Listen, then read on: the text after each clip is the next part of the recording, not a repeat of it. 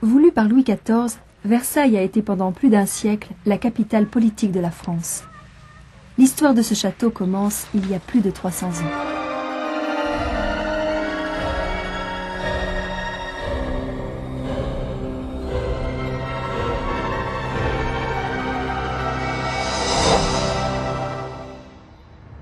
Retour vers le passé.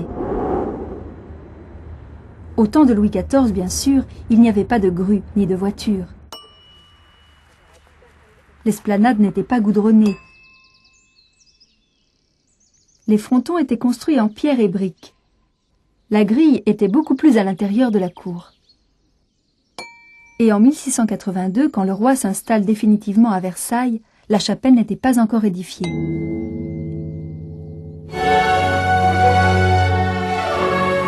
Louis XIV, le roi Soleil, veut un palais qui force le respect et l'admiration. Il veut éblouir. En relation avec la course du soleil, les constructions se font d'abord en suivant un axe est-ouest. Mais à l'origine, Versailles c'était ça, un pavillon de chasse hérité de Louis XIII. En 1661, l'année où Louis XIV se passe de Premier ministre et établit sa monarchie absolue, les travaux d'agrandissement de Versailles commencent. Le chantier va durer 50 ans. En 1678, 2 ailes construites par Mansart agrandissent le palais selon un axe nord-sud. Il s'agit d'accueillir la cour et tout le personnel qui entoure le souverain. Plus de 20 000 individus.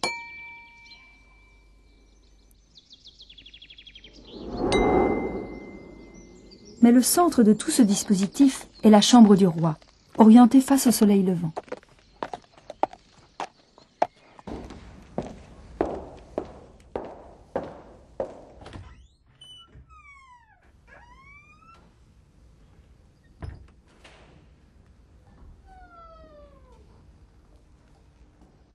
Alors ce qui est vraiment inconcevable, c'est d'imaginer que le public pouvait entrer dans la chambre où le roi dormait. Tout Versailles à ce moment-là était beaucoup plus public que ne l'est l'Élysée aujourd'hui, puisqu'il suffisait d'être correctement vêtu et de porter épée, mais l'épée on pouvait la louer à l'entrée à la grille, et on pouvait pénétrer dans tous les endroits de Versailles, évidemment lorsque le roi n'y était pas. Alors le lever commençait véritablement quand 8h30 sonnait à la pendule d'or qui était sur la cheminée. Le premier valet de chambre revenait dans la pièce, franchissait le balustre et allait au chevet du roi, écartait les rideaux du lit et disait « Sire, voilà l'heure ». Mais on peut dénombrer à peu près 100 personnes qui assistaient quotidiennement au lever du roi. Tel le soleil, Louis XIV doit se situer au centre du monde. Tout doit graviter autour de lui. Mise en scène d'un pouvoir qui s'affirme par une théâtralisation permanente des faits et gestes de la personne royale.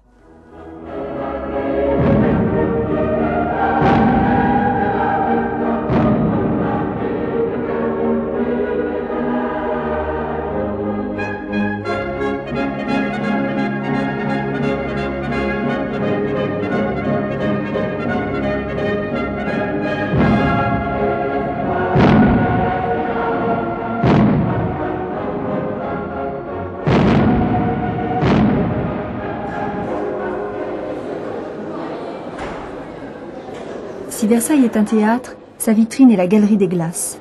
C'est ici que tout le monde peut approcher le roi. C'est ici que l'on commence à exister le jour où le roi vous remarque. Ici, les seigneurs ne sont plus que des courtisans. La noblesse est domestiquée.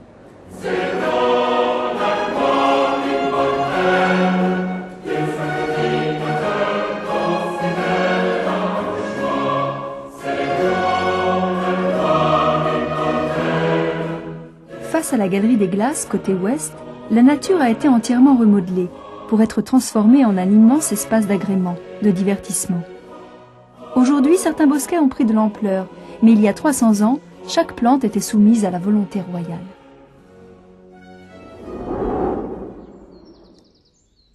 Le 25 août, le jour de la Saint-Louis, le soleil se couche exactement dans l'alignement du Grand Canal. Mais ce soleil ressurgit à chaque moment sous les traits d'Apollon.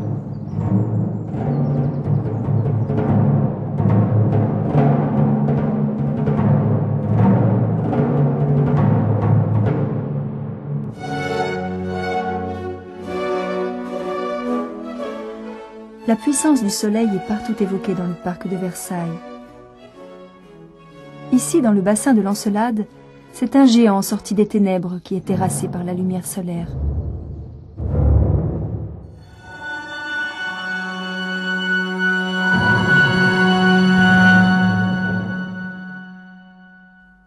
Très compartimenté, le parc était formé de différents lieux de récréation, où chaque artiste rivalisait de talent pour séduire le roi.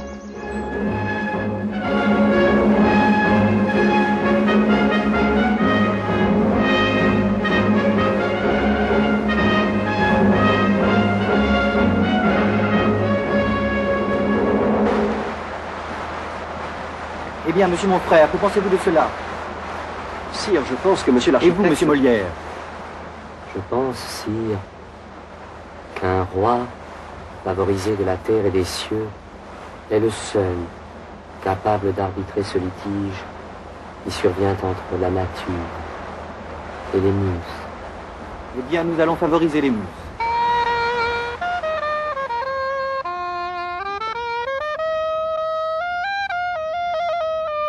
Alors Louis XIV a créé sa propre musique à l'image de son château, hein, musique très spécifique, versaillaise, très élitiste. Louis XIV a fait venir des compositeurs comme Lully qui a créé les orchestres, qui étaient les orchestres de la Grande Écurie et la Chambre du Roi, les 24 violons du roi, etc. Musique donc de plein air et la musique aussi pour jouer les opéras, pour jouer la musique religieuse, tout ça au château de Versailles. Hein.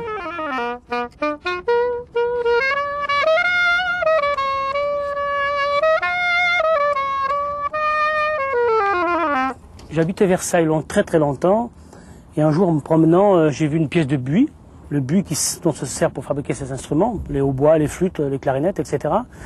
Je me suis renseigné, il y avait du buis en quantité qui séchait dans un endroit du parc et le chef jardinier de l'époque a bien voulu me céder tout son lot de bois et j'ai commencé à travailler ce bois pour en faire des instruments.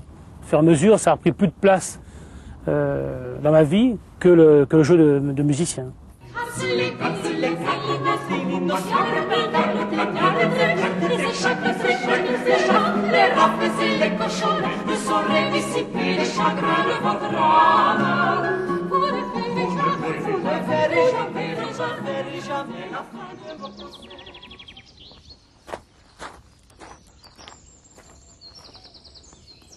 Donc là, nous sommes sur le bosquet des Trois Fontaines, bosquet qui a été fermé en 1804. C'était un bosquet qui a été composé par le nôtre. C'est un bosquet purement 17e qui va être complètement restitué au goût actuel d'aujourd'hui.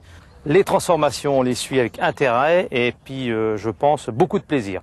Hier, nous avions une forêt dans le jardin et aujourd'hui, nous retrouvons le jardin de Louis XIV.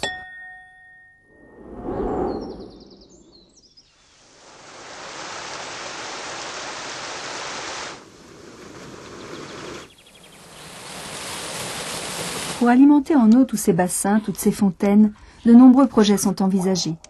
L'un d'eux prévoit de détourner un affluent de la Seine, l'Eure. Pour cela, un aqueduc doit franchir la vallée de la rivière près de Maintenon. Immense chantier de 30 000 ouvriers. Mais la main-d'œuvre est décimée par les accidents du travail et le paludisme. Faute d'argent, les travaux sont interrompus. Crépuscule d'un règne.